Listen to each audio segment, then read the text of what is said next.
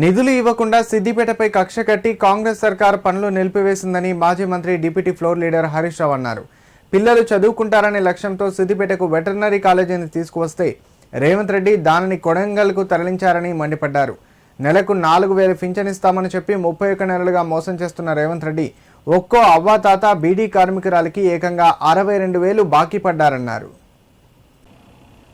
సిద్దిపేట పట్టణంలోని 29వ వార్డులో BRS ward కార్యాలయాన్ని మాజీ మంత్రి హరీష్ రావు ప్రారంభించారు.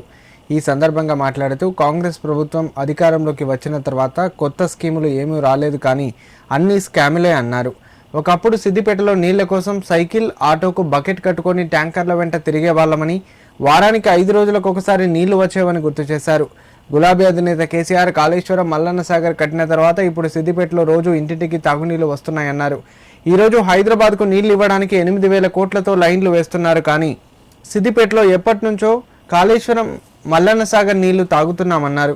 ఒకప్పుడు సిద్దిపేట అంటే సందులు పందులు గుర్తుకొచ్చేవి, ఇప్పుడు అవేవీ లేకుండా చేశామన్నారు. ఇరుకు సందుల్లో ఉన్న మురుగు కాలువలను తీసేసి అండర్ గ్రౌండ్ డ్రైనేజీలు నిర్మించి చెత్త కుప్పలు లేకుండా పరిశుభ్రంగా మార్చామన్నారు. వార్డులో 95% సిమెంట్ రోడ్లు వేసుకున్నామని, మిగిలిన పనులు కూడా పూర్తి చేసుకుందామన్నారు.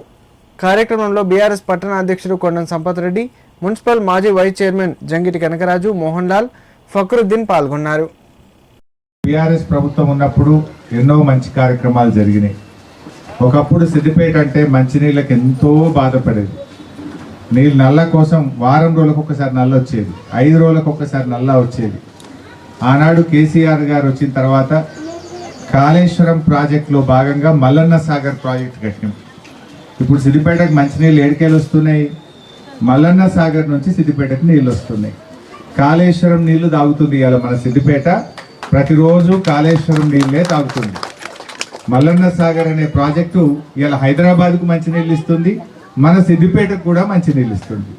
ఇవాళ హైదరాబాద్కు మంచినీళ్ళు ఇవ్వడానికి 8,000 కోట్ల రూపాయలతోని ప్రభుత్వం లైన్లు వేస్తూ ఉంది. మన సిద్దిపేట ప్రజలైతే కొన్ని సంవత్సరాల నుంచి మల్లన్న సాగర్ నీళ్లు తాగుతూ ఉన్నాం.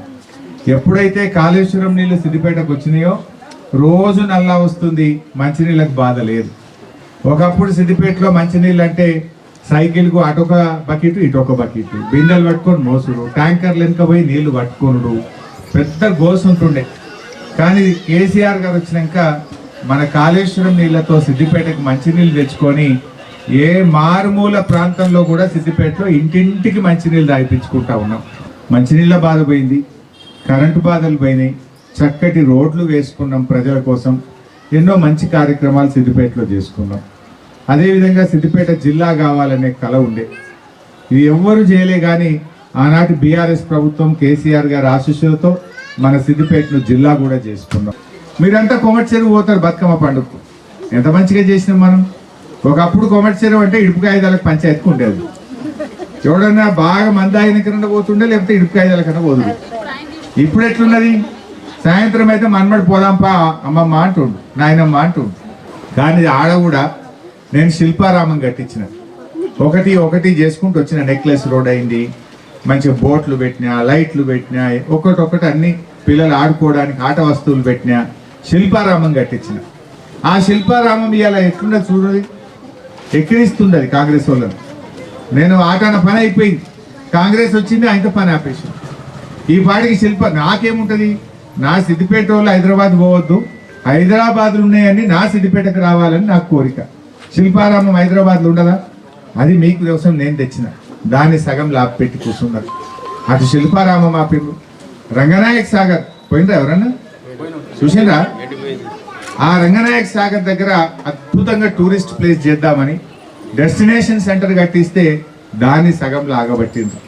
అంటే ఇవాళ ఈ ప్రభుత్వం సిద్దిపేట అభివృద్ధిని, సిద్దిపేటలో ఉండే మంచిని వాళ్ళు ప్రేమించలేకపోతున్నారు, ఓర్వలేకపోతున్నారు. కళ్ళల్లో పెట్టుకొని ఇలా మన మీద అడ్డుపుల్లలు వేస్తున్నటువంటి పరిస్థితి ఉంది. కానీ ఓట్లున్నా లేకున్నా, కష్టం వచ్చినా పండగైనా అన్నిట్లో ఉండేది బీఆర్ఎస్ పార్టీ. ఒక అక్క చెల్లెల్లాగా, ఒక అన్నదమ్ముల్లాగా, ఒక కుటుంబంలాగా మీతో కలిసిమెలిసి మీ కాళ్ళల్లో చేతులలో మెదిలే పార్టీ, మీకు అందుబాటులో ఉండేటువంటి నాయకత్వం ఈరోజు మన బీఆర్ఎస్ పార్టీ అని చెప్పి నేను మీ అందరికీ కూడా గుర్తు చేస్తా ఉన్నా.